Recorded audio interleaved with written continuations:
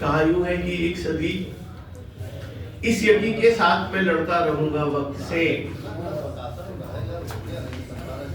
इस यकीन के साथ मैं लड़ता रहूंगा वक्त से, कोई लम्हा एक सदी जैसा बनाएगा मुझे। आदरणीय उमाशंकर मिश्रा जी, आपसे निवेदन कि आप माइक तक आए, इस कार्यक्रम के बारे में अपने विचार रखें। आदरणीय मिश्र जी की कृति के बारे में अपने विचार रखें। आदरणीय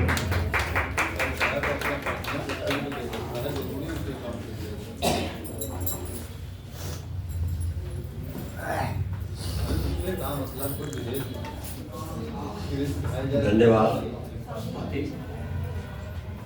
माननीय अध्यक्ष जी, हमारे बहुत पुराने मित्र त्रिवेदी जी, अनिल जी के उपन्यास बहुत सुंदर ढंग से, जो मुझे लगता पढ़ने की जरूरत पड़ेगी कि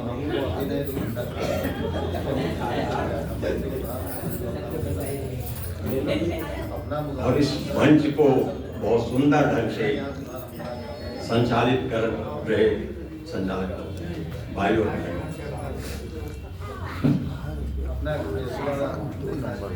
मुझे अनिल जी के इस कार्यक्रम में बुला करके जो सम्मान दिया गया, उसके लिए मैं आप सबका हृदय से आभार प्रकट करता हूँ, धन्यवाद देता हूँ। अनिल जी, मैं बेसिकली पत्रकार हूँ। बेसिकली जब कहता हूँ मैं किसी इंडस्ट्री में पत्रकारिता से कोई रोजी रोटी करने वाला कभी नहीं रहा हूँ, लेकिन पत्रकारों का पिछले 50 सालों से उनके हितों की रक्षा के लिए सड़क से लेकर कोर्ट के कहीं तक, शासन से लेकर प्रशासन तक संघर्ष करता रहा, आज भी संघर्ष कर रहा है। उसी दौरान ही हमारे अनिल जी जब बिल्कुल नौजवान थे, जागरण को ज्वाइन किया था। अभी भी हैं आप? अभी जवान है, ये तो सही है। और जो साहित्यकार होता है, पत्रकार होता है, मैं मानता हूँ कि सही में वही पत्रकार हो सकता है, कमिटेड पत्रकार हो सकता है समाज के लिए, जिसका अभी हमारे मित्र ने कहा कि आज की तारीख में संकट है। कल हमारा पत्रकार, हमारा एडिटर लाइजनिंग नहीं करता था। किसी मंत्री, किसी मुख्यमंत्री की हैसियत है कि एडिटर को बुला करके वो ये डिक्टेट करे कि उसके अखबार में क्या आइटम जाने वाला है। लेकिन आज हमारा एडिटर जब खुद पैकेज पर है तो उसके पूरे सिस्टम पर क्या असर होगा ये कहा नहीं जा सकता। तो ये एक बड़ा संकट है। और कल पत्रकारिता, कल और आज में फर्क है। आय से नहीं, उसकी कलम से उसे पहचानी जाती थी। मैं उन सौभाग्यशाली में से हूं कि मैं वैसे एक उद्योग से बाहर आया था, अपनी लड़ाई लड़के, बहुत लंबी लड़ाई लड़के के सड़क पर, और उसी समय 1972 से इस न्यूज इंडस्ट्री के लोगों से जुड़ गया। और इसलिए जुड़ गया कि हमारा जो लीडर था वो आपके दो प्रमुख अखबार पर लखनऊ के थे, एसोसिएटेड है और स्वतंत्र भारत। बाकी तो यहाँ सब संवाददाता थे, एजेंसियां थी। और तब ये कलम से भी लड़ते थे, सड़क पर भी लड़ते थे। ये वो पत्रकार थे, मूर्धन्य पत्रकार। एक बार मैं पायनियर में जयपुरिया से बात कर रहा था, मेरे साथ वीरेंद्र सिंह एडिटर थे स्वतंत्र भारत के, वो भी बैठे। जयपुरिया ने कहा कि ये बात करेंगे, ये मैनेजमेंट का पक्ष रखेंगे उन्होंने कहा मैं ये चाहूंगा कि यूनियन और मैनेजमेंट के बीच में सामंजस्य बना रहे, दोनों का, ये तो चाहूंगा, लेकिन जब आपका दोनों का सामंजस्य टूट जाएगा, आपकी वार्ता फेल हो जाएगी, तब मैं यहाँ खड़ा हूँगा कि मेरे पास रसीद है। उन्होंने उनके साथ कहा मैं यूनियन का मेंबर हूँ, हमारी यूनियन जो डिसाइड करेगी वो मैं करूँगा, मैनेजमेंट जो डिसाइड करेगी वो नहीं करूँगा, मेरे एडिटर। आज आज बहुत बहुत उसके फर्क है। तो मैं अनिल जी में एक आग थी, अन्याय के खिलाफ, शोषण के खिलाफ, विषमता के खिलाफ, और जिस अखबार से ये जुड़े थे वहां तो भगवान मालिक था।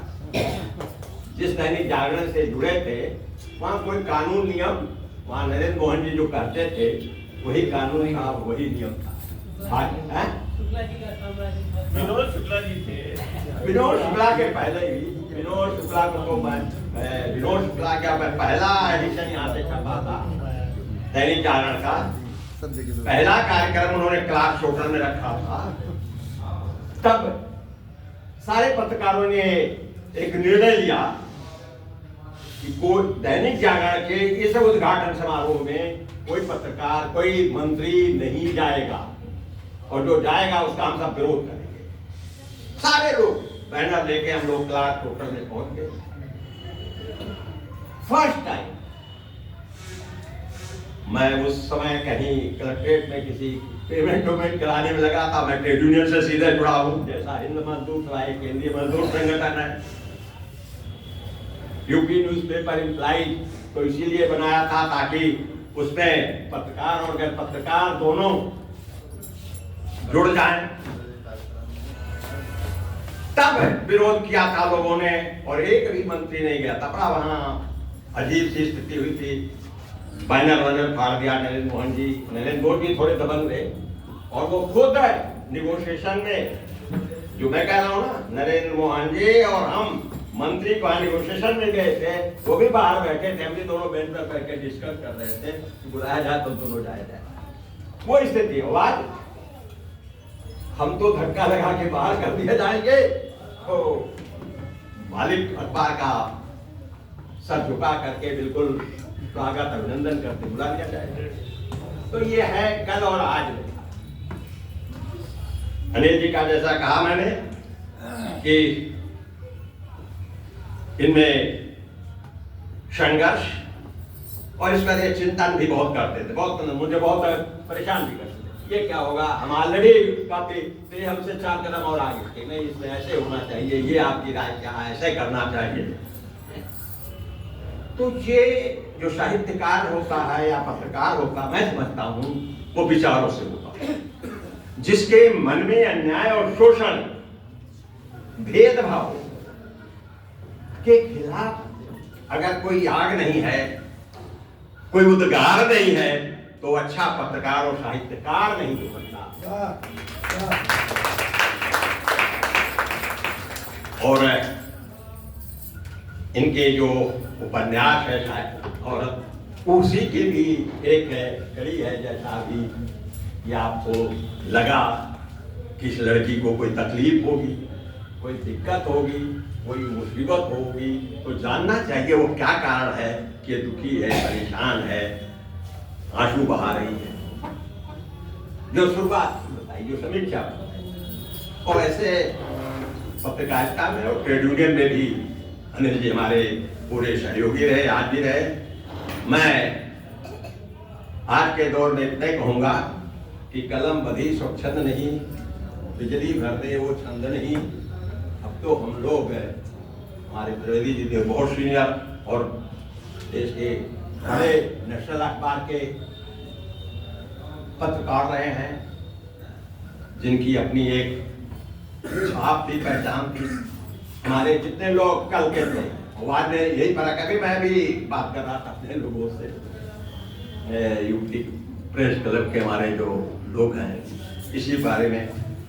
तो मैं ऐसा समझता हूँ, मैं आज के दिन केवल इतना कहूँगा कि मैं अनिल जी को अपनी शुभकामनाएं दूंगा, ईश्वर से प्रार्थना करूंगा कि बहुत बड़े साहित्यकार बने और समाज को, अभी आपने कहा ना इसको पढ़ेंगे तो अंत तक पढ़ते जाएं, इनकी किताबों की मांग बनी रहे, इनका भविष्य उज्जवल हो, इनका भी नाम हो, और ये जब इनका नाम होगा थोड़ा थोड़ा हम लोगों का भी नाम कभी न कभी बनेगा।